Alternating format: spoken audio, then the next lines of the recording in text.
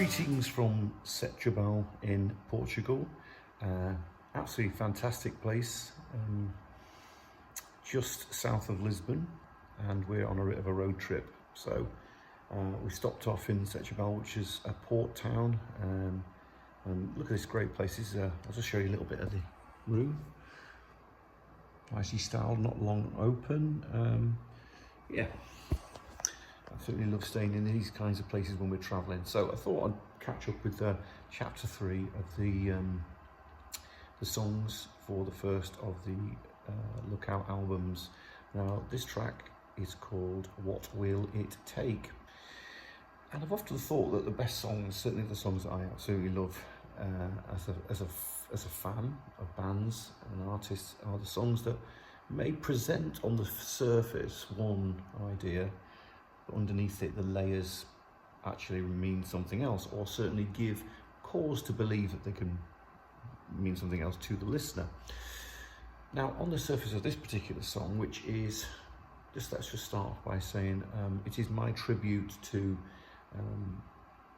I guess those 1950s standalone pop singles by the R&B artists of America and by extension the UK, who were very heavily influenced by the American pop world, the Stax records, the Detroit sound, that kind of thing.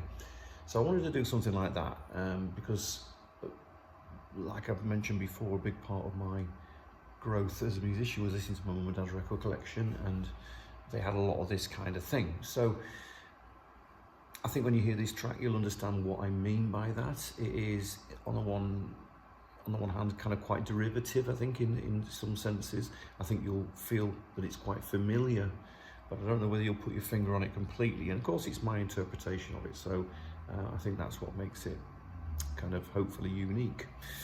Now, in terms of the message, it is actually, it comes across as a love song. It comes across as a kind of, almost like a pleading, it could be a relationship between a guy and a girl where the guy is saying, well, it could be the girl, but from my point of view, a guy saying, tell me what I need to do to make this right, to change myself, to become the person I should be for you.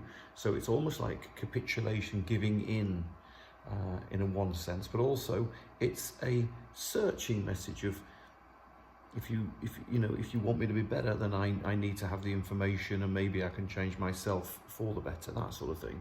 But really, what I think this message is I'm putting the idea of psyche,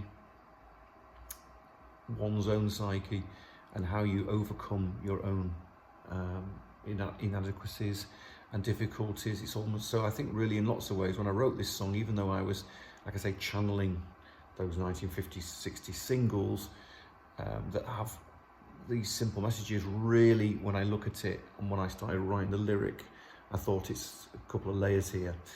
Really, this is me asking myself, asking my internal being, how I can improve and what I can do to make my life better and how I can move forward, that sort of thing.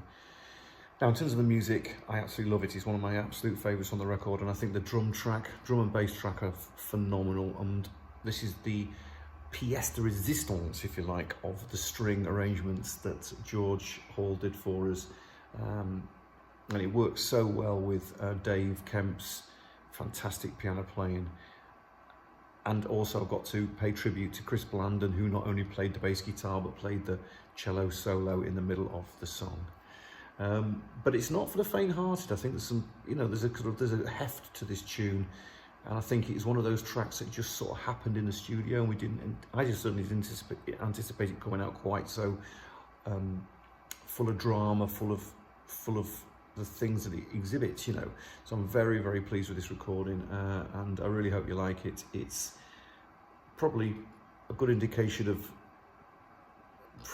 I think it kind of stands alone on the record. There isn't anything else like it on this album, but I think it is an indication of my intention to change my direction and try some different styles. I hope you like it. Thanks.